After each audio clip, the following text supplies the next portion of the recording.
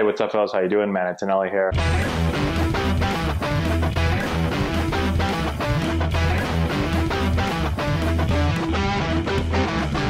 Hey, what's going on, guys? How we doing? Man, Antonelli here. Today we're looking at my latest baseball card purchase. Now, so far I've purchased a bunch of players that I think have a very good chance at making the Hall of Fame, right? A couple of them, one is basically a no-doubter. Another one is someone that I think is, the chance of him not getting into the Hall of Fame are probably going to be pretty slim. But this player, we're going in a little bit different direction. This is a very, very young player that has done very well so far. I don't think anyone would say that this guy is going to be a Hall of Famer. I mean, maybe he could. He's got a long way to go. But he's a solid player, and I think that this player is just kind of getting started. And so I'm really interested to see how he continues to progress. And hey, let's face it, if he does continue to do what he's done right now for a really long time, maybe he does end up in the Hall of Fame one day. So today's player and today's card is Ozzie Alby's.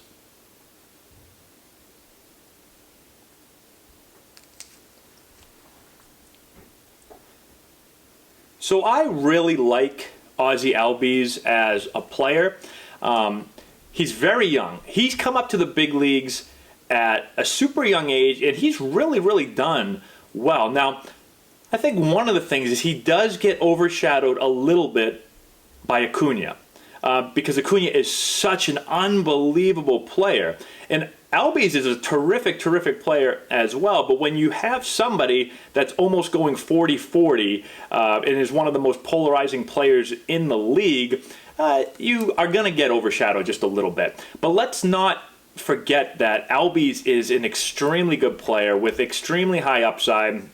And he's done this, again, at a super young age. Let's look at some of his stats right now, because I want to delve a little bit deeper into Ozzie Alby's, the player, as some people might not pay as much attention to him as he probably deserves. Okay, so Ozzie Alby's, second baseman, 5'8", 165, 23 years old. So just a little guy, 5'8", but he's got, don't let the small stature fool you, because he does have a lot of pop for a smaller player. Now again, I always like to start off by going on Baseball Savant and looking at the 2019 MLB percentile rankings. Now, most of the players, if not actually all of the players that we've looked at so far, have been extremely high in all of these areas. Now, when you look at Ozzie Alby's, you'll notice something different. And so he's put up great stats so far, right? And so when you look at his exit velocity, only 44th percentile, which if you look down here, blue is poor, black is average, and red is great. So it's starting to get blue, right? So it's not great. His hard hit percentage, only 22nd percentile, which is interesting. So he doesn't hit the ball extremely hard, but if you look at some of these other numbers, you look at his expected weighted on base average, 73rd percentile, pretty good. His expected batting average, 90th percentile, great. His expected slugging, 73rd percentile. Then you look over here at barrel percentage, 36th percentile. So this is really interesting because he's hitting well. He's expected to hit for a high average, to slug the ball really well, to get on base. He just doesn't hit the ball super hard. Now, he's a smaller guy, and it's not always, I say this a lot, it's not always about how hard you hit it, but how often you hit it hard. And so just because he maybe doesn't have an exit velocity like an Aaron Judge or, you know, some of the big, huge power hitters, he is able to hit the ball hard enough, frequently enough, to be able to hit for a pretty good average and still be able to slug, which is really interesting. If you look at his K percentage, 80th percentile, his whiff percentage, 65th percentile. One is basically great, the other one is good. Sprint speed, 86th percentile. So he can run, he can steal bases. Now his outs above average, I have him as a poor outs above average, so saying that he's not a great defender. But he will get the job done, in my opinion, and the offense is, I think, really the important thing here. Now, if we look here, obviously he's had a very short career so far. He has 11 career WAR. One thing to keep in mind is that he's a second baseman. And so typically, I know I don't want to talk about Hall of Fame because we're so young in his career, and obviously he's going to have a lot more really solid years to get to that point.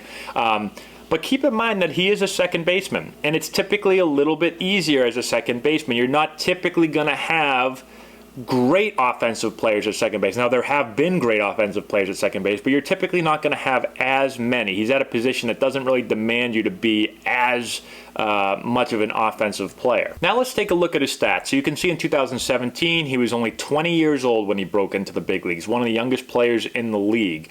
And this past season, he played at only 22 years old. If you look at his stats, the first thing that stands out to me for a smaller second baseman, he's hit 24 home runs the last 2 years, and he's done that as a 21 and 22-year-old, right? So I would expect him to continue to get better. He's such a young player. You have a second baseman here that has the potential to hit maybe 30 home runs.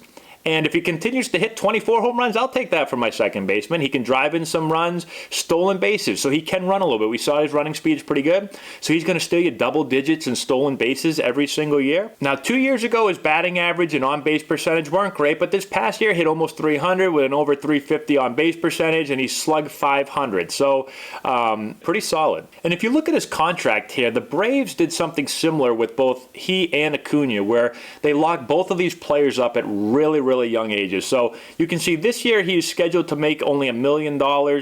Next year, $3 million, then $5 million. Then he's scheduled to make $7 million for a couple of seasons. And then there's team options with a buyout for his 29 and 30-year season. So they have him locked up for a long time. And just think, if he continues to get better, and he ends up being a player that's going to hit around, the high 200s, he's going to hit 25, maybe 30 home runs. He's going to steal you double-digit steals every single season.